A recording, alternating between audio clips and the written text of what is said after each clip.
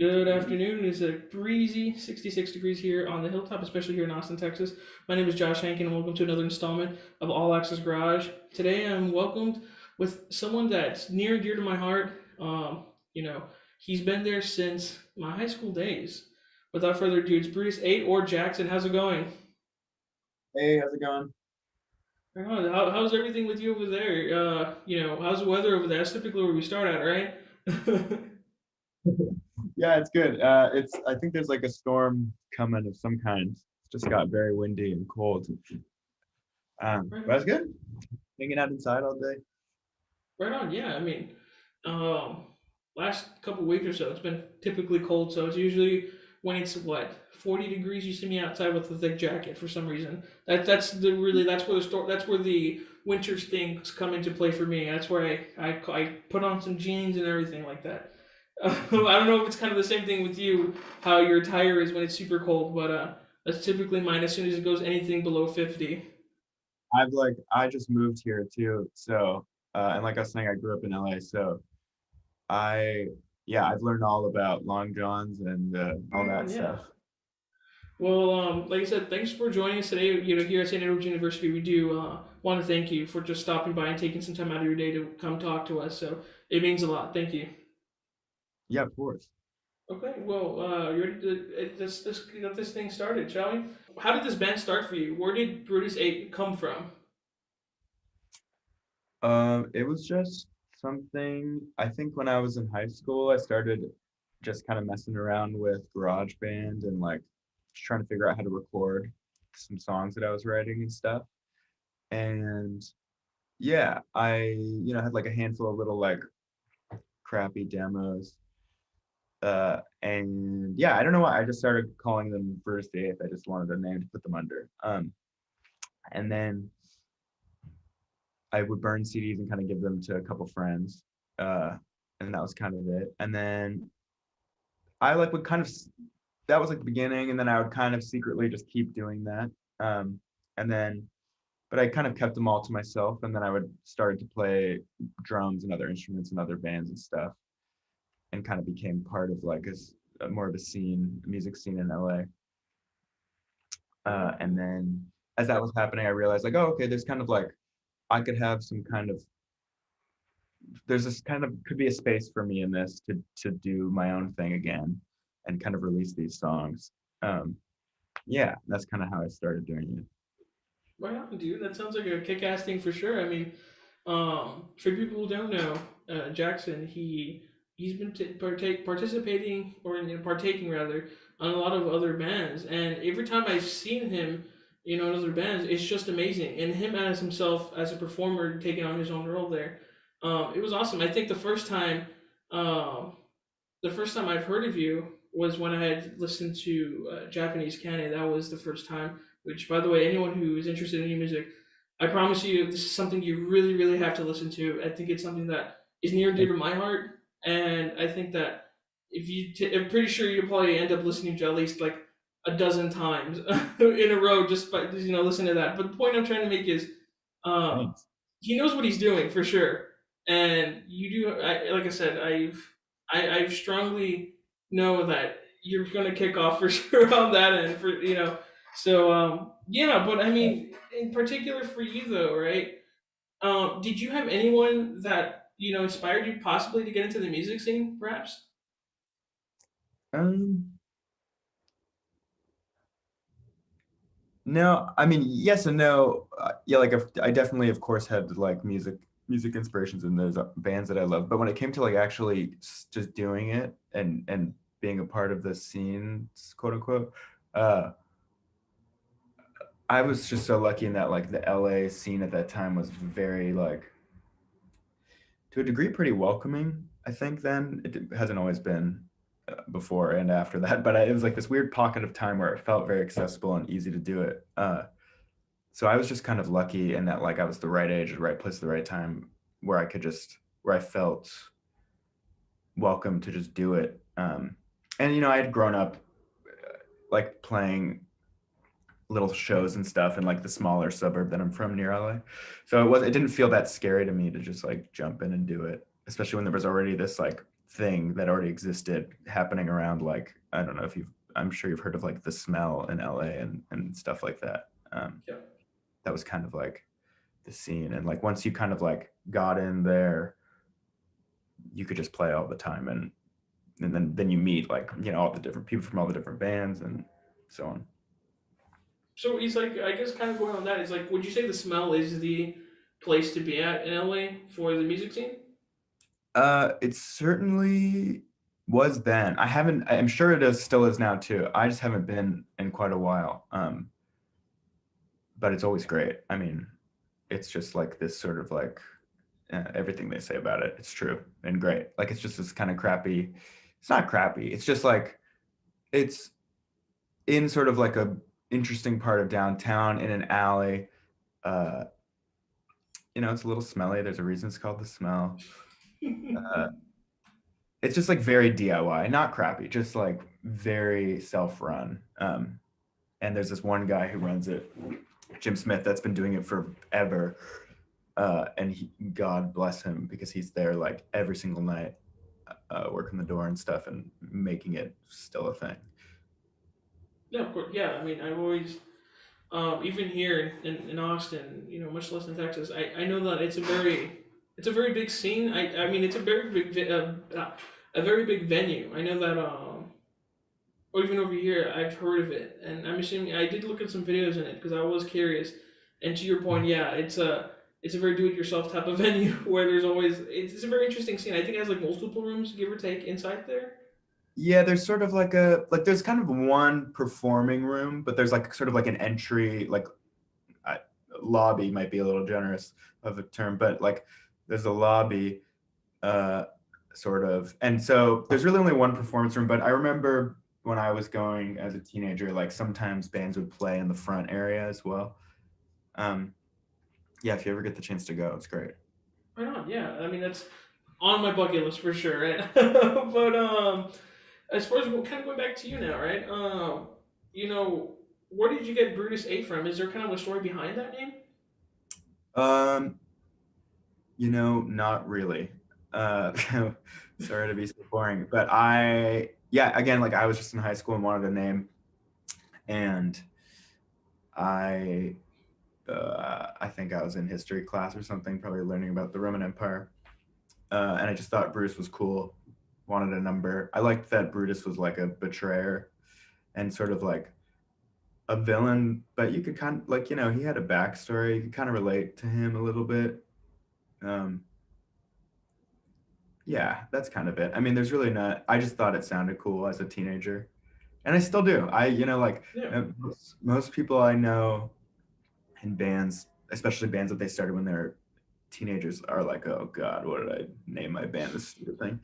And now I'm like stuck with it or something, but I feel fine about it. I'm like, yeah, okay, this works. Look, it's a kick-ass name for sure. I actually, um, when I listened to it again when I first heard you, I was like, dude, that's kind of a fucking awesome name. I was like, there's not a lot of bands like that, and it's just it has kind of like a I don't know, a punch to it, if that makes sense. It sounds it's a very solid name, and I'm happy you chose that because it was like it's something that kind of sticks with you now, and I don't know. Again, it was just uh, an amazing name, I guess generally speaking, that you chose. So that's awesome. I'm really happy you stuck with that for sure. But as far as you though, going, outside of music, do you have any hobbies perhaps? Attending sports events, maybe reading, maybe attending other concerts perhaps? Yeah, I mean, I'm pretty boring. I do, yeah, I watch a lot of movies, read quite a bit. Uh, Kind of a homebody, I think. Um, yeah, there was a period briefly during the like first wave of the pandemic when I was playing tennis quite a bit. I liked that. I just started running again, which is good for my brain. Um, yeah, that's kind of it. I Most of my life is, I think, thinking about music stuff and just like, um, trying to make records and stuff that I like. Right on. And then, do What you about? perhaps do you perhaps collect vinyl too? I mean, I'm a huge vinyl person. I Yeah, think yeah, I have like over 100 or so. vinyls with me Well, at my place. you might have me beat, but yes, I do. I had to move, so I put a lot of them in storage. But yeah, I do, especially when I have money. It all depends on where I'm at financially. But that usually is like, yeah, the go-to things that I'll buy if I have money. No, of course, yeah, no. I think well, yesterday when I was interviewing another band, I gave a cool little trick, and I think you might want to try it out too. Usually, what I do, and it's an expensive little thing I do because Yeah, I'll end up wanting to go to the record store for about one or two vinyls and leave with a handful of more. So I usually go ahead and put my earphones on, and if I look, I know that you shouldn't be really doing this, but you should never judge a book by its cover, if you would. And well, I'm like, I you know what? That's absolutely kind of did cool. good by its cover. No, yeah, yeah. And it's like I go there and I'm like, that album Yeah, cover looks awesome, and I just go on Spotify or any streaming music service, and I just listen to it. And I'll be there at the record store for at least a good 2 to 3 hours, give or take, on end, just jamming out to music. And yeah, it's like to your point, yeah, it gets kind of expensive for sure. Um, yeah. just Those are the best finds. Are the sometimes, yeah, you judge the book by its cover, and then you kind of discover what it is. Sometimes, if it's in the cheapo section, I'll do that a lot, and like if they're like $1 or $5 or something, yeah. I'll get a few and not listen to them until I get home. And usually, you find some cool, weird Oh stuff. yeah. Yeah. Another cool thing you can do, which I've actually done before, I think it might actually help you too. Usually, what I do is here at Waterloo. That again, that's our kind of our main record store here in Austin, Texas. We go ahead and I called them the other day, and I'm like, look, I have about $40 with me. Um, I'm gonna ask you if you can please get as many vinyls as you can that fits that budget, and then I'll pay you, and then you send it to me. And they did, and they gave me two vinyls by Lithics and this other one called Perfect Pussy. That was the other band's name. Oh Either yeah, I've heard of that. way, Yeah, they're really amazing, and I think that's something you may want to look into. cool. It's really interesting when you kind of let them choose for you, right? Yeah, So that's another fun little hack I found that I actually yeah, enjoy for sure. that's so cool. But yeah, kind of revolving back into you whatnot.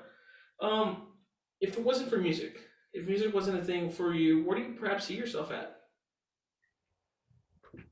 I don't know. I think probably still in the arts of some kind.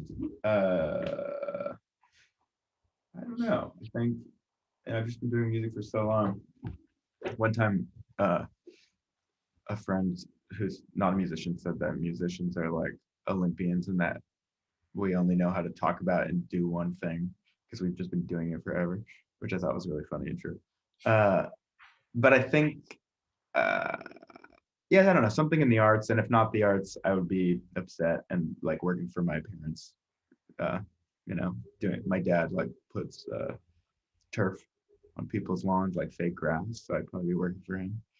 Which no shade in that. I probably will inevitably end up doing that at some point. But uh, yeah, I mean, I'm telling you, like, and I'll tell you again, and probably later on, but and again, maybe it's just I'm not trying to sound egotistical, but I have what I'd like to believe a good music taste, and a lot of the bands that I've listened to, including yours, have been amazing, and you guys are you guys are beginning to lift off even more and more and more. So I'm telling you this right now, and then mark my words right now.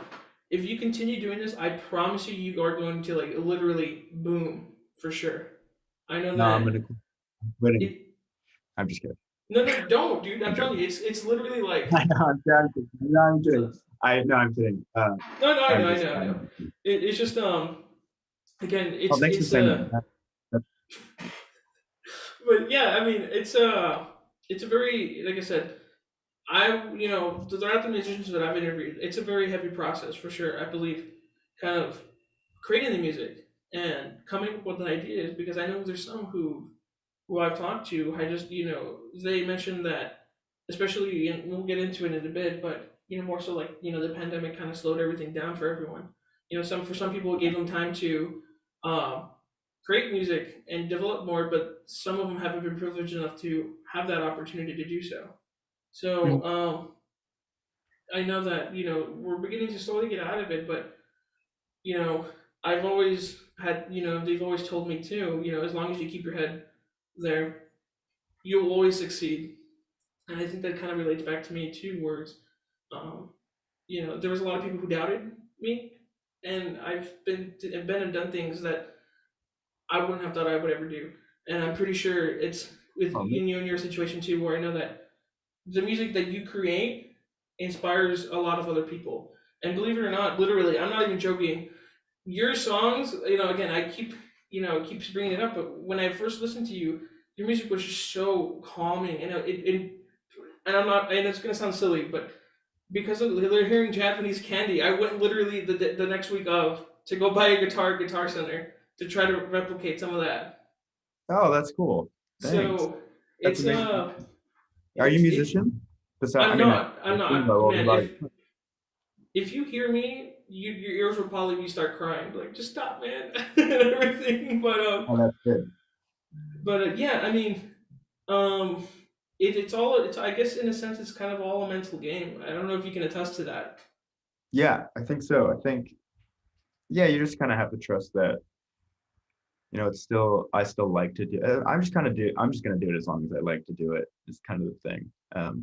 Obviously, like, if it was like, and it is to a degree, my career, uh, that's sick and that's great because then I get to do what I love to do with my career. But what's really just important to me is just as long as I'm enjoying doing it. The minute I'm not enjoying doing it, I'm not going to do it anymore. And Which yeah, and I think I don't see it happening. But I just mean like that's just all I care about with it. of course, and I feel like I think I had a conversation yesterday, and I think mental health comes up first all the time. You know, um, Yeah. you have to be in a good headspace to create this.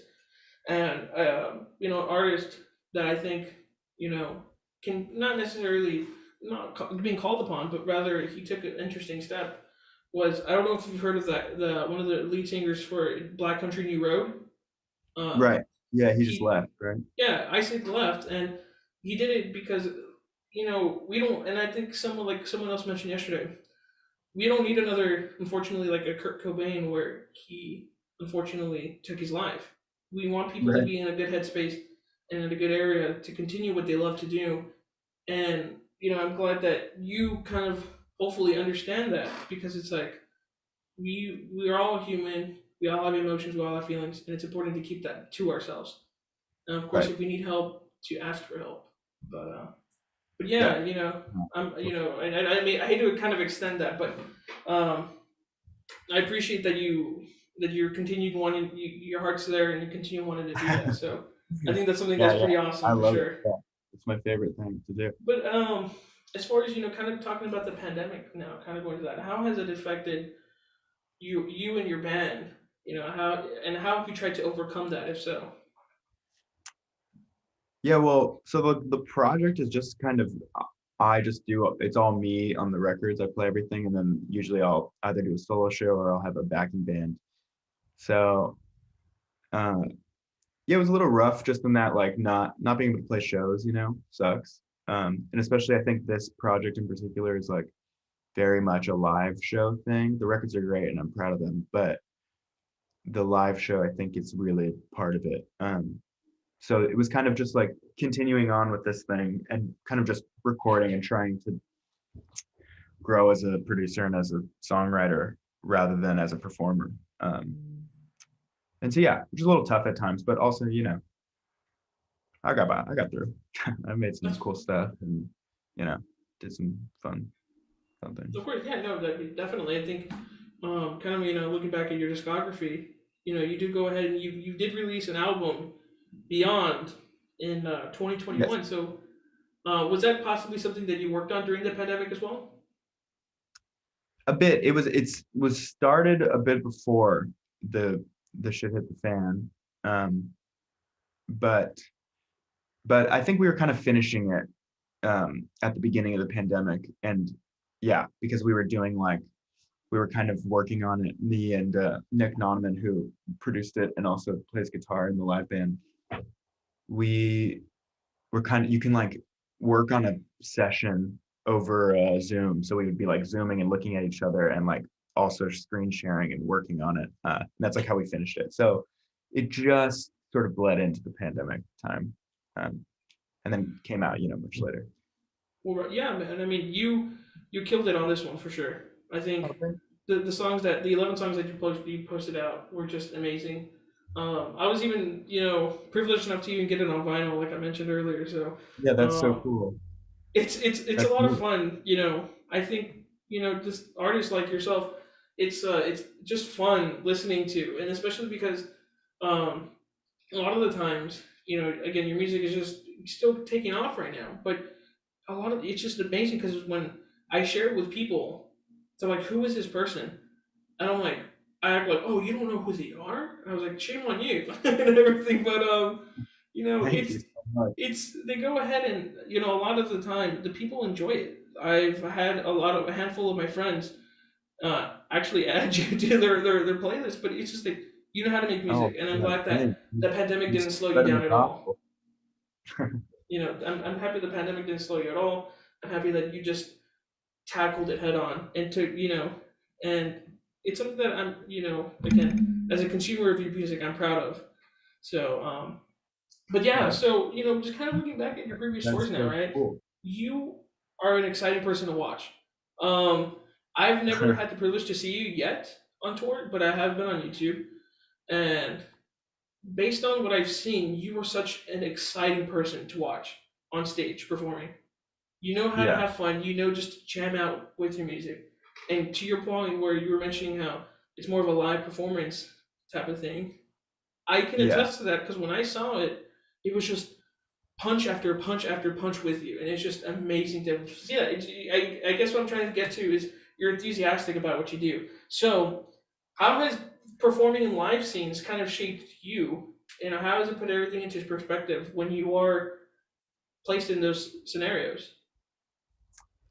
I think because I was like a supporting member of bands for so long, which I loved to do for a while, I just got to like learn a lot of and sort of like take little, whether I knew it or not, take little mental notes of what I wanted to do for my thing when the time came. So I was a drummer for most of it, so I was like kind of just in the back, still having a great time. But I just got to like be a part of so many bands and see so many other bands that I knew like, okay, well, when I do my thing, I'm going to take these elements from, or like this energy from this that I like, or maybe not take this or whatever, change this.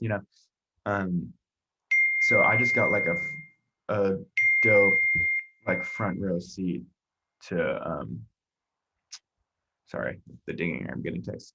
Um, I just got like a master class in performance from doing it for so long. So when it came time to do it, I was just ready, knew what I wanted to do.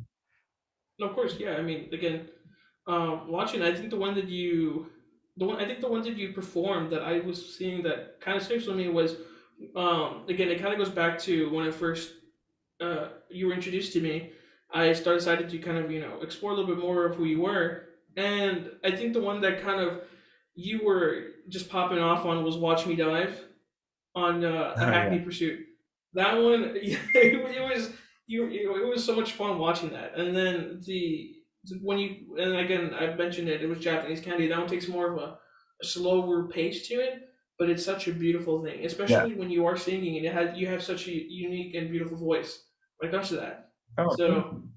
um, Yeah, I think the live show now is definitely more on the aggressive side, and I still have the softer songs, but I just like it. I kind of just like. I think some songs serve the listener better as recorded things, and some things are like more of an experience. And I think I always want, if you're gonna like pay money to come see me, or I kind of just feel this way in general. Like if you're gonna pay money to see a show, I want to feel like it was like an experience. Um, and definitely. and I think that.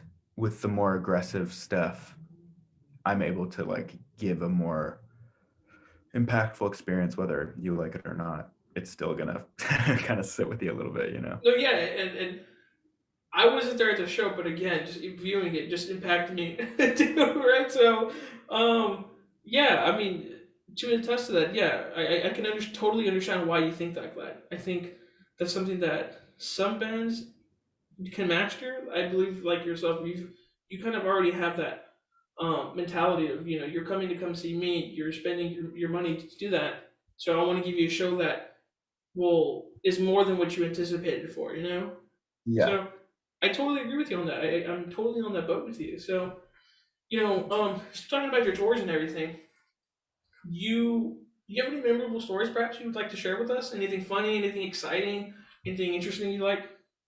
Yeah, I can tell the quick version of this story.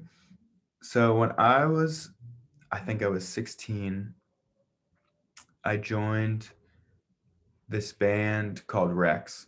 Uh, that is a great band. And I was stoked because I like auditioned to be in it. Everybody in it was a little bit older. I think they were like probably 22, 23.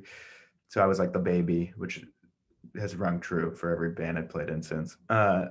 And basically, like, we went on this tour. It was us and this other band called Wild Wing. Everybody in the story are now my very close friends. At the time, I had just met them. We played this one show in San Francisco, and it was kind of a thing where we were crashing on couches up along the way. And after we played the show, I was like, "Hey, who are we staying with?" And one of the guys in the band was like, "Oh, it's this guy. Like, I haven't really met him, but he's really nice." And I was like, "Okay." We meet him, and he was like this kind of like hippie dude, and he was like, "Yeah, you can totally, yeah, like stay at our place." And then he was like, "Have you guys met this guy named Dallas yet?" And we were like, "No, not yet." And he was like, "Oh, cool. Well, you guys got to meet him. Like, he's the coolest." And we were like, "Okay, cool. Can't wait to meet him." And then we were talking to him. We were like, "Yeah, actually, our show in Oakland tomorrow had just gotten canceled." So we were like, "Yeah, we're just gonna like kind of hang out tomorrow." And he was like, "Oh, well, you guys should just play at our house. We're having a house party." And we were like, "Oh, cool. What's the occasion for the party?" And he was like, "Well, we're screening our documentary that we made." And we were like, "Oh, amazing. What's the documentary about?" And he was like, "It's about Dallas." And then we go into the house. Everybody there is like, "Have you met Dallas yet?" We're like, "No." "Who's Dallas?" And everybody. Uh, and like, it seemed like a bit of a, not like a drug den in a dark way, but in a San Francisco way, like in a way like, it's like there's probably just like a lot of weed and like maybe some psychedelics, very like hippie kind of way. So everybody's like kind of high, uh, and they were asking about Dallas and if we'd met him. We were like, no, no, no. Finally, Dallas walks in. Uh, I'm a short guy. He's shorter than I am. Uh, has like a bowl cut and these big glasses. Kind of looks like Andy Milonakis a little bit. And he's like, "Hey, I'm Dallas." So it turns out Dallas is a performance artist that they all love, and the documentary is about his performance art. Um, and so fast forward to the next night, we play this house party where they set up a screen for the premiere. So he rolls up like kind of like uh, Tony Stark or like Bruce Wayne with like two of the like most beautiful women I've ever seen on like either arm, and like walks in with them like they're his dates to the thing. Everybody's like, "Oh, Dallas!" I was like praising him at his feet. They show the documentary. It gets a standing ovation, and like, it's not that it was a bad documentary or that his art was bad, but it just seemed good. Didn't seem like this messiah, this prophet. Everybody's freaking out, and we were kind of just looking. The people that we came with were looking at each other like, "What the fuck is going on?" And that was kind of it. I mean, like, we played. There was a crazy party that didn't end. We wanted to go to sleep. We couldn't because that was the house we were staying. But yeah, that was the very first tour I ever went on, and I was a teenager, and I'll never forget it. It was bizarre. It sounded very interesting for sure. I mean, I know that just like, man. So like the house you went into, it was just when you mentioned it was a party all night. It was a party all night for you then, for at least for the house entirely, correct? Yeah, it was a party for that for him for that guy. And was there a time that ever just kind of slowed down a bit for them? No, not really. That's kind of the Wow. thing that you I've learned from touring a bit is that usually like if someone is like you can crash on my couch, not always. Sometimes there's just really nice people that live a very normal life and you can just crash on the couch. They're always nice. But usually if they're like, yeah, it doesn't matter how many come over crash at our place, we just met you. That usually means it's kind of like a party house, which Oh sometimes is man. really fun, but also sometimes when you're on tour and you're tired, you don't want to party all night if you have like, a crazy drive the next day or something. So you That's kind of have to choose your battles, I guess, or choose where you're gonna stay. that's nuts. I mean, I think that's praise to you, man. I mean, that's something I don't think I can do. Much less tour around. I feel like Oh, it's the best. It's fun. It's oh yeah, brutal. yeah. I think it's a lot of fun for sure. But it's just more of that. I think the effort that comes out of it, the the the time and effort that's being put into it is just a lot for me in Yeah. particular. But I know it is enjoyable from what I've heard from other people, including yourself. You know, I think that it does have a good payoff, especially when I believe you have a good a good crowd with you. I think that's something that a lot of artists do appreciate. I don't know if you can attest to that. Yeah, Um, no, totally. I think, yeah, it's just like, yeah, about having a good group. It's like, it can be tough, it's a little hard, a little tiresome, but as long as you're with your close friends, or even like, doesn't necessarily have to be your close friends, but just people you like. Um, because like inevitably you will get annoyed with each other if you're together for that long. So it's nice when you're with people where like, okay, they might be annoying me right now, but like, come on, I love this person. We'll bounce back. yeah, yeah. I mean, that's again. I think that's and now when you toured, is it more of like you still have the same things with everything, just kind of the same idea where um you know you're with your friends and everything. It's just kind of like a whole. You know, I mean, I think that's I guess what I'm asking is more so that Um, when I was going on documentaries on other bands, I know that they all kind of said what you said. You know, when you're with each other for a while, it just kind of gets annoying, but you love them a lot. So is that something that's kind of constant with every group you're with, in a sense? Um, yeah, pretty much. I mean, I think, yeah, you just kind of want to, yeah, just be around people that you love. Um, or at least that, yeah, you enjoy hanging out with. And I think, yeah, as I put together, like if as I put together my backing bands or have in the past, it's usually like the perfect combo of like, it's usually like the perfect combo of hang and musicianship, I guess. Of course, So yeah, like to be yeah. able to play well as um, just get along with really well. Of course. And so, like, you know, still kind of. So when you go on tours, obviously you're performing for your fans, you're performing for people who don't know you, and you know all this stuff. So, but given that now, you know, when I first started following you, you're relatively small, but now you're now continuing going really even bigger. So that's something that I'm happy to see. But also, if you can, you know, your fan base is sizable now, really sizable. And can you tell me, you know, explain to me why your fans are just amazing? The people, your listeners, the people who appreciate you. You know, what makes them so unique compared to other bands? You know, other bands, I guess, listeners as well. They have a good taste, possibly a really good taste in music. I'm pretty sure they do. Yeah, I that's nice. I think so. Yeah. I think it seems like that the people that are into my thing are very into it. Like it seems like which is so cool. Like it seems like it's not a huge it's sizable and growing, but it's not huge, but I think people that get it really get it and like it. And which means that they probably like similar music that I like is what I think I'm trying to say. And that's cool to sort of be like, okay, like we get it. We're on the same page in this thing. We have a similar taste, clearly, if you like what I'm doing. And I think that's the coolest part is like to feel connected to people that way. And just emotionally too. It's No, great. definitely. Yeah, and I think, and correct me if I'm wrong, right? Kind of going back to what you were mentioning about how your music taste and whatnot. Um, here, I know right now there's a whole deal with Spotify. We're not going to get into that, but As far as like the playlist, it says artist playlists. Those are the playlists that you've created, correct? Yeah, I think so. I think there's a few on my page there. Yeah. So I've taken a listen to a couple of them, Uh-huh. and the music that you post there, I can probably agree with you when you mention that the people who listen to your music just love, you have the similar music taste. And when I'm going there, there's a bunch of songs that I'm going scrolling down even right now that I have on my liked playlist. And Oh, I think cool. that's kind of, you make a good point there that I've never thought about, right? So I can see why you say that, and I can appreciate that for sure. As Yeah, far as I love.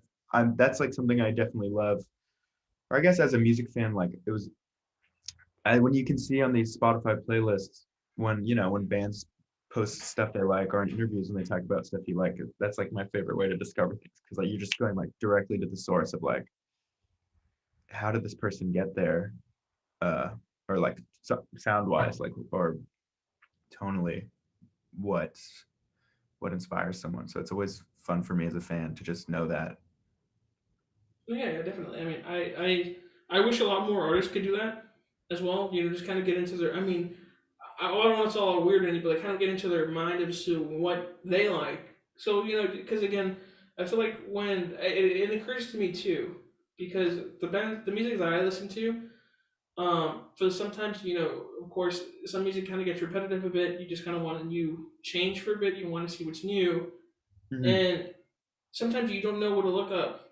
And I think that's something, especially how like on some streaming services, when they have today's hits or alternative or garage rock or something like that. In that case, it's not really, it isn't hit as hard as when you've listened to any other band. It's more, I guess I would like to know what bands like that I listen to perhaps kind of reel me in to other music, if that makes any sense.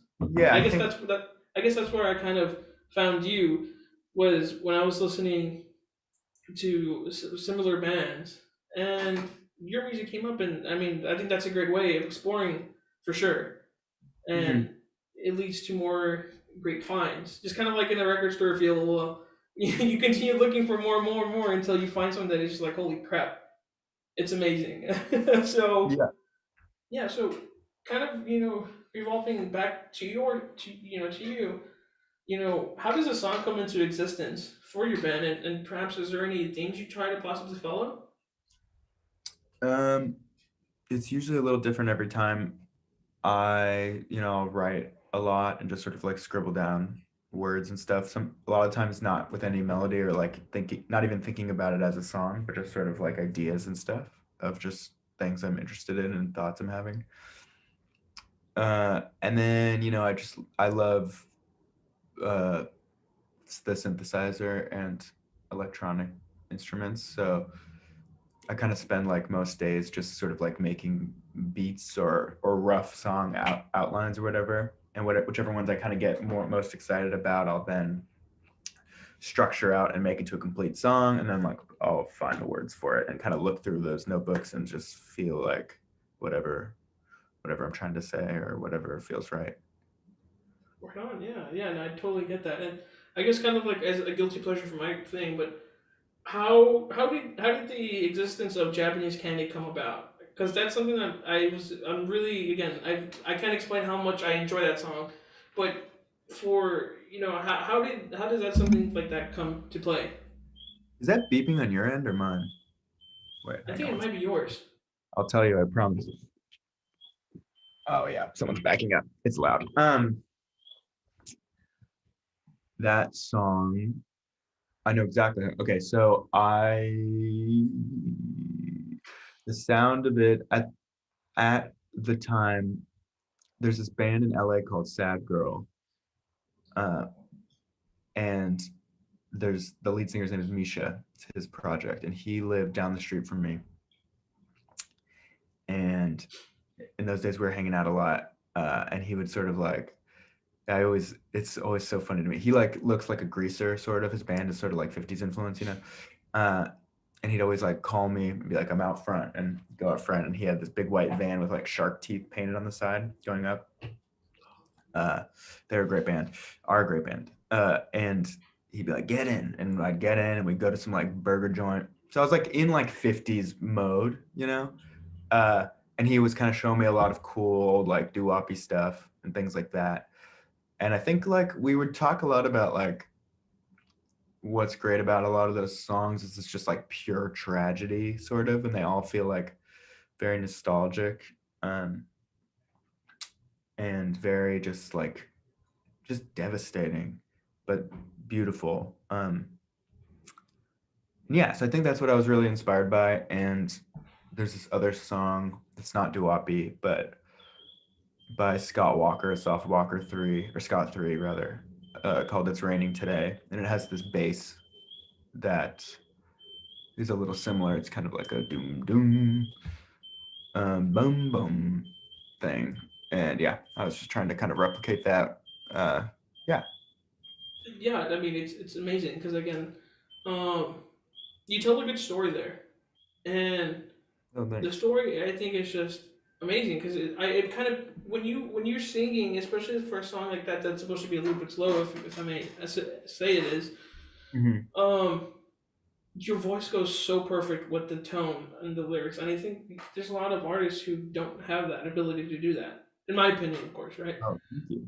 And so it's just when you're doing that, it's just like it's so soothing. And I think the one that just got me, the one that just kind of got me excited was when you bring in the saxophone in there, and I was Yeah. like, oh shit! I was like literally flipping out and everything. I was like, this is literally like amazing. I think you should have been there the first time I heard of it. One of my good friends, Kyle, which he's listening, he goes ahead and I went to him. I'm like, dude, you have to listen to this. And he's like, what is it? And he put some headphones on and he started listening. And he the same reaction I had was that one. So again, it's just more of That's cool. That's my you friend tell good Michael. stories. I'm sorry. I said that's my friend Michael on the sax. He's amazing.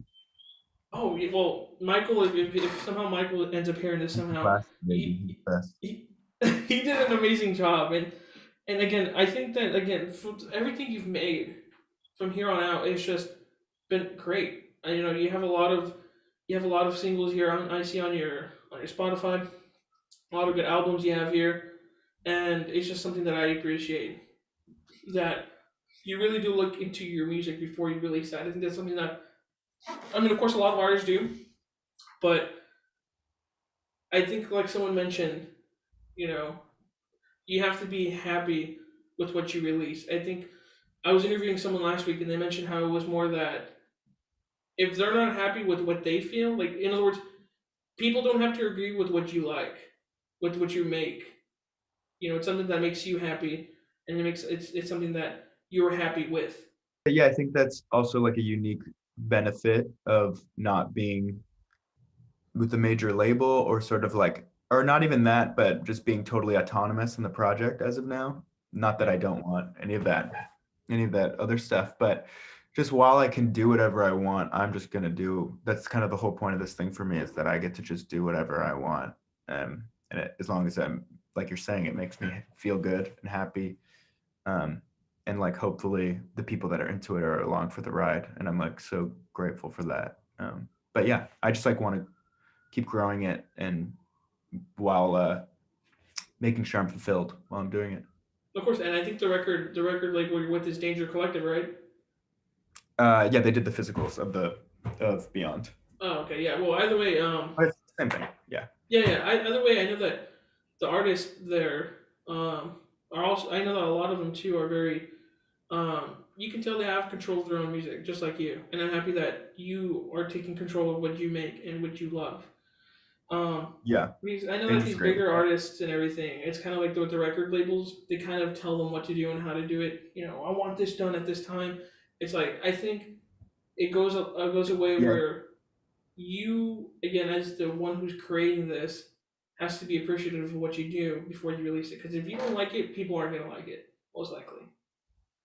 Yeah. And But also with that being said, no shade to big label stuff. of course not. No. Because I know people too that are on these big labels. It just depends like what it's all specific to the artist because I've also heard, there's people on these big labels that get to do whatever they want. They just have like more funding to do bigger projects and things like that. So it's, I've also heard cases of like it's such a classic thing to be like boo on the big label, and usually that's how I am. But I've also heard some stuff where they've been pretty cool too. So yeah, definitely. I mean, So like yeah, the like, major like you label mentioned, signed me. yeah, yeah. It's not of course, big labels aren't a bad thing for sure. It's just more that I appreciate the. I guess maybe it's a stigma that I have too, which is not really a good idea to have, right? Because I've always thought this, especially with other bigger projects, and maybe it ruined it for me. With like, I know it's a bad example to bring up, but like with Kanye, no, he's Yeah. his it's it, he. I think he just kind of soiled that idea of what a record label is and how it's performed, and I just think it's kind of a bad take that I got into. No, not that I got into, but just under like, heard of. And his point is, It's um, funny with the Kanye thing because I don't like, I think like on a person like him as a human right now, he's making some pretty whack decisions. yeah, Um, and honestly, even like I wasn't a huge fan of Donda, and I love Kanye. I love his previous records. And yeah, I mean, I mostly disagree with like what he's doing, but I do like his whole like. I think it's cool that he's like trying to just like dismantle everything and change everything. That's great. Some of in which the ways he's doing it, I disagree with, but like a lot of the times what he's suggesting, I agree with. If of that course, makes sense. yeah. But yeah. I mean, as of right now, for you, um, here's the hardest question I'm going to give you tonight. Yeah, If you can name three of your favorite songs that you've made yourself, whether it be projects that you've done in the past, or maybe perhaps if you'd like to share future projects that you're working with, if you can name three songs. I think there's a song I made a while ago called Fraulein that I really like. Um, I think I just like what lyrically how it turned out. I like the poem. Um, there's this other single, a newer-ish single called "Too Hot for the Blankets" that I really like. Um, and yeah, because when we play it live, it goes really hard and it feels good. And that's kind of the direction that the project is taking in general, is sort of like the dancier thing. What else? What else? Um, there's a song at the end, the last song of my last record called "Death." That I like a lot. Right on. Yeah, yeah, yeah. Um, yeah. Again, I think maybe it's just for me. I noticed that with bands that I normally get into, the first album that when I do get into a band is typically my favorite. So, um, again, bringing it up again, I know I keep fanboying all the time, but um, I Oh, think that's just okay. I'm generally glad you like it. the whole Hackney Pursuit is all of it. I just literally I can like one song. Maybe again the Japanese can be a little bit better than the others, but the rest I cannot love any less or any more than the others. So Well, that would be thank you definitely so a much. hard question for me on that end. Yeah, But thanks a lot. It's of funny. course, I made that when I was very young. Not so young, but I was like I think I was 19, yeah, 20. So yeah, it's funny that it's so cool to hear that I made it that long ago, sort of in a vacuum. So it's always cool to hear that it has like a life. of course, yeah, Yeah. yeah, yeah. I mean, um, I think and anyone who makes any bangers for sure is gonna that song's gonna live on forever. So I know for a fact, and especially because like again the music videos that you make are very interesting too.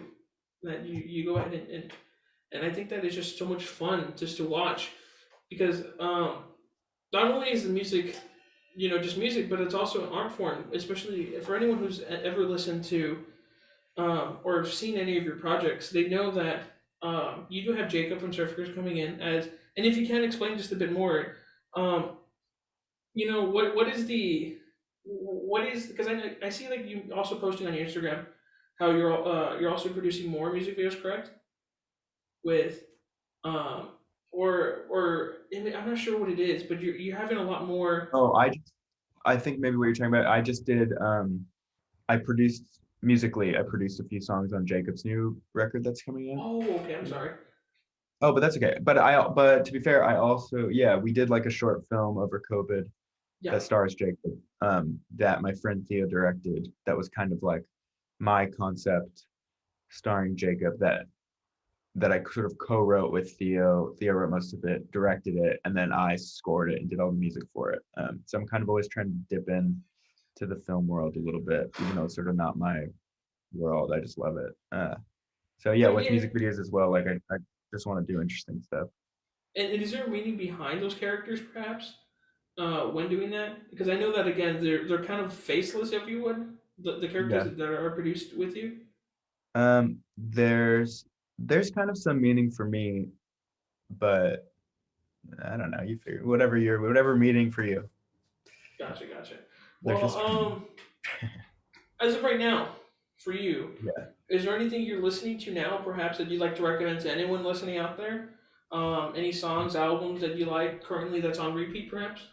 Let me pull up Spotify. You know what I just discovered last night? I have a few, but one I just discovered last night is a song called "You'll Never Know" by Dick Hames. It's like an oldies kind of crooner thing that I love. Um, Let me check it out actually too. Another one, I would say there's like four new Gap Girls songs, which Jacob's thing that just got released, and those are the Yeah, ones that I produced as well as some of the others that are about to come out.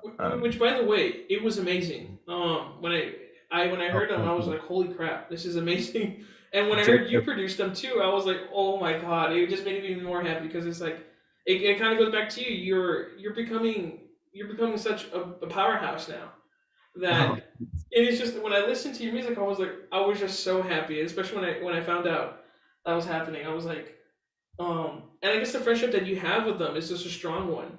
So to know that you're with them and still hanging on tight and just having fun with them, it brings so much warmth to my heart on that end. yeah, I love him. I haven't. It's unfortunately because I moved, and he's still in LA. I'm here. We don't get to see each other as much, which sucks. But we were just texting yesterday when the stuff came out. Yeah, I love him. But yeah, yeah, yeah. Okay, wait. So So wait, other music though. Um, Honestly, my biggest wreck ever, because it's recently changed my life, is there's this Frank Sinatra record, and it's from the '70s when he's like a little bit older. It's called Watertown, and it's the fucking best record. Um, it's just like so tragic, uh, and beautiful. And yeah, I'm yeah, obsessed yeah, with that whole yeah. record. Start to finish, that record is perfect. And I guess as a personal question, is there any rock bands or any like kind of like post punk bands you kind of are into in a sense? Yeah, I think most of the post punk stuff I like is like the original post punky thing, like from Gotcha. the '70s. I do like a lot of those new post punk bands are great.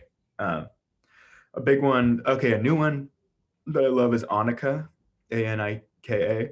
Yeah. Love Annika. I guess you could say her new thing is post punky.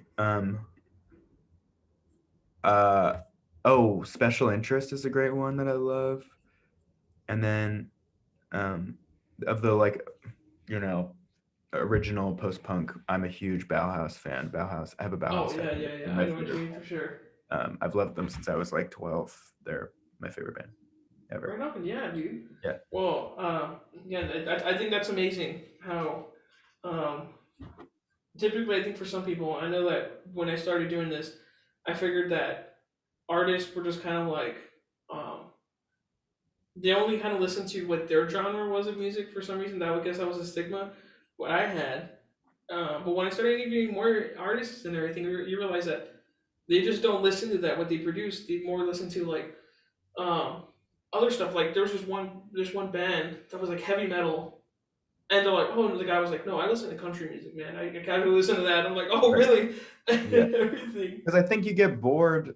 Yeah, you just get a little bored, if you're just living in one world all the time as a music lover. Like, why would I just want to listen to everything that sounds like my band all the time? Even though I feel Yeah. like a lot of those bands I just cited kind of sound like my band, but yeah, like yeah, you want to like live in other places sometimes. And do you ever find yourself listening to your music at all at times? I'll do it. Yeah, sometimes I'll do it. I have a thing about this because there's kind of like a stigma attached to it. Like you must be an egomaniac if you listen to your own music, kind of thing. And yeah, a little bit I am an egomaniac, but also it's like I made it for me. I made it based on things that I really like. So Of course, yeah, yeah. like I want to enjoy it. And so what I usually before it's out, if I'm really excited about it, I'll like, sort of listen to it and sort of pick it apart too, because I'm can be a perfectionist. But um, yeah, Of if I course, made it for no, me, I enjoy it, I'll listen to it. yeah, and it kind of goes back to the conversation we had earlier, where it's like if you're not happy with your music, because the music you make is for yourself, realistically. You know, Hmm. it's something that you created that if you're not happy with, your chances are people aren't going to be happy with either. Yeah, And it makes sense. And I can understand why there's a stigma with like, oh, you must be egotistical if you listen to yourself. But it's like, no, it's something that again you've made for yourself that you perfected. And I know that there's other people who are like, I like some person was like, yeah, I released this song, but I just kind of don't like it. You yeah, know, I wish I could have had more time with it. And yeah, maybe you can attest to that. But the idea is that again, it's your creation, your idea. Of course, you're going to want to listen to it, right? I mean, I think it's something that it holds dear and near to your heart for sure. yeah, absolutely. So, as far as you know, again, we told you went ahead and released Beyond last year in 2021. But do you have any future projects that you're currently working on right now, perhaps? And if so, Yeah, are you willing to share? Maybe. yeah. I got a new record that I'm working on right now. That's pretty close to being done. Who knows when it'll come out though? Because then I gotta figure out how I'm putting it out and all that stuff. But yeah, working on a new record. There's a new single that's gonna come out unrelated to the record, just a standalone single actually that'll come out sometime in March, I think. It's Right pretty on. dumb, this song, but I like it. And yeah, Right. Yeah. Well, I mean, I'm pretty sure here in the All Access Garage or here in the little studio here we have a top radio. I'm pretty sure it'll be blasting hours on end. I promise that thing's probably can gonna you be on guys repeat, man. Look play? at that. Is it is it just internet radio? Can you play stuff with explicit lyrics? Because there's a lot of explicit lyrics in it. Oh no, we can. Yeah, yeah. Again, this is more of like again, it's the idea of this show, especially the here, is that we try not to censor anything at all. I think that's something that Is it just an we online thing? Because I know like you can't play stuff. Are you? Is this a radio show? yeah, it is. It is. Okay. So um typically, you know, usually we'll have this also playing on campus as well too around. Obviously there's some people who have wanted like we have a couple coffee shops here on Uh-huh. campus. So I know sometimes of course, you know, not all the time you know, there's some people um who don't who will make their own playlists, but you know, for the most part we have a lot of people who do support what we do here. Oh, cool. It is broadcasted around Austin if people choose to listen into for sure. So Oh, but amazing. yeah, again, the idea is we will be playing hopefully some music if we are allowed to do that. So yeah, Oh, I great. mean by all Thanks. means, I think that'd be totally awesome to have you Yeah. on there. But as far as anything else, kind of looking now what you've done, what you've created, this you know this amazing Brutus VIII, right? If you Hmm. can look back at your younger self, what kind of words would you give to yourself? Um,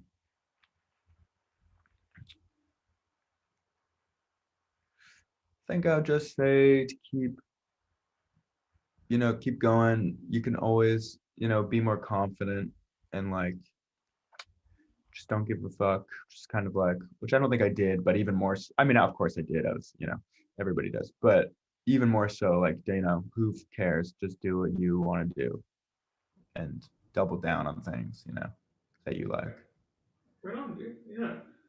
Um, well, Jackson, thank you so much for stopping by. It Yeah, means thanks a for lot having me. that you come in here and talking to people to us. You know, it's yeah. Again, you know, there's not a lot of people who you know. Of course, no shade. Of course, I know everyone's they have a busy schedule, but you know, um, you did. You know, you took the time out of your day to come by, chat with us. You know, again, here in Austin, it is a huge music scene we have here, And um, there's a lot of inspiring artists, especially here on campus, that do take advice near and dear to their heart, especially when bands like yourself, started when they were so young and now become something, as big as you are now. And it's just something that a lot of people appreciate when you can take the time out of your day to just come in and just chat away with us. So once again, Oh, thank you thanks so for much. having me. If you guys are interested in going ahead and checking out Jackson's music, you can go check him out on Spot. Oh, you have him on all streaming services, correct? Yeah, it's everywhere. Alrighty then. You can follow him on Instagram. Do you have any closing thoughts or statements? Any one thing you want to plug in? Perhaps any shout outs? Perhaps. No, I don't think so. If you're in Brooklyn, I'm playing in March 2nd. But otherwise, yeah, hopefully I'll come play in Austin soon. Right on, man. Well, I appreciate you just stopping by, and until then, I will see you then. All right, it was great to meet, man. Thank you.